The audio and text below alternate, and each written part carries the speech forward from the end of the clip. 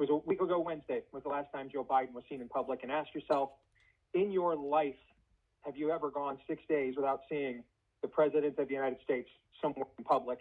Because we're going on day 6 starting today. And he is replaced by a woman who, when she tried to run for president,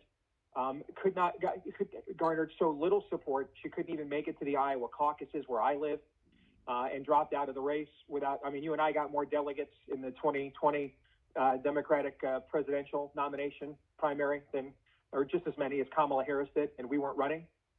I mean, I could go on and on. That's just in the last 9 days. All right.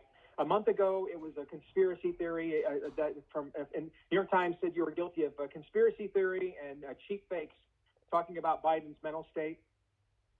A week, within 2 weeks later, they were issuing editorials claiming Biden has to step aside for his mental state.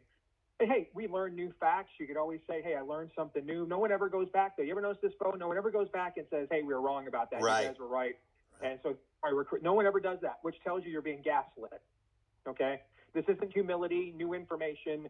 People are gaslighting you. And I could go on and on about this. Probably not the place or the forum for it, given what you typically do. But let's just say we're dealing with things and forces and events that are not typical in American politics. And so I would urge your audience to not be looking at these things typically.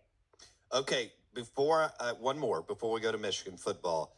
Do you think it will be Trump versus Kamala, or do you think that they'll still pull her out at some point? And who do you think will win? I have this mantra that I've been trying to get all my friends in this business, people that, are household names, everybody in your audience would know, people that are in public office, and you've probably seen me say this on Twitter all the time. So let me say to your audience, they are not like us. You cannot analyze them the way you would us. They are way more ruthless, persistent, and want to win way more. All right, so don't look at things like filing deadlines, okay? These are people that just get federal judges to extend elections